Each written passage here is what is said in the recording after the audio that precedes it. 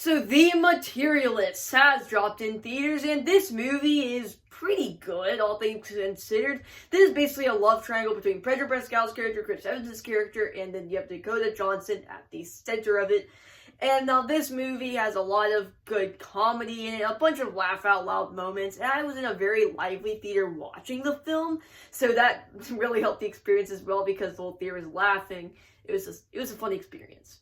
And then you have Chris Evans and Pedro Pascal and Dakota Johnson, which they are really good. All three of them are really good. Dakota Johnson, I don't think is a good actress because I feel like she always plays the same character in all of her movies. Just a very dry, very sarcastic character, which in a lot of scenarios can really work and be really funny, like she isn't in this film. But then there's some, very emotional moments that I just don't think she can pull off.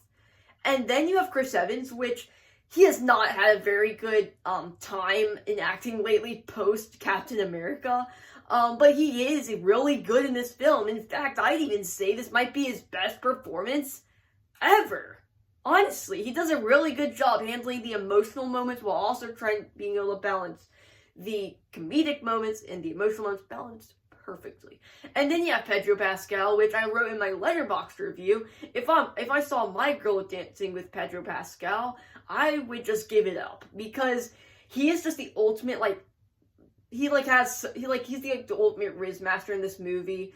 It's later revealed that he had this surgery to make himself taller, which I can't even tell what they were trying to do with that, because that's when they break up right after Dakota Johnson's character figures that out. So I can't tell if that was supposed to be played for emotion to push the story, which it clearly was supposed to, or just for straight comedic laughs, which I don't think the film knew either, and neither did the audience watching it, because it just kind of became odd where you didn't know to laugh or treat this as just a straight up emotional moment, since it wasn't very clear on screen what was really supposed to be happening. Because on one hand it was treated as comedic, but on the other hand it's supposed to be treated as this very emotional moment as our story kind of moves over into Dakota Johnson's character going back to Chris Evans' character.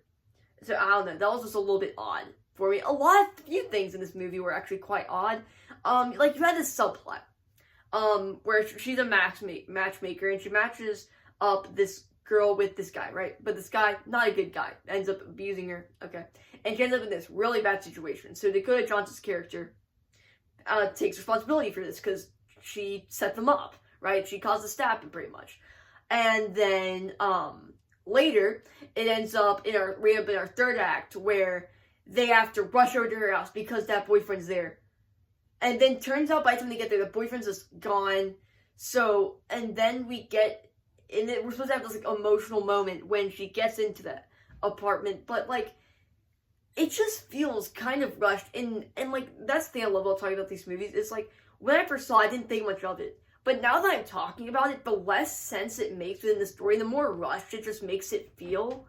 So all around, I think this movie really worked with a lot of emotional and comedic moments, but I think sometimes things can be a little bit rushed and things can feel a little bit off just with the overall feel and vibe it may have been going for in certain story beats of the film.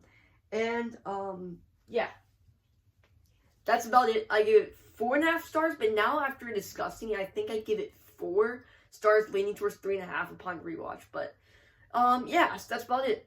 Yeah.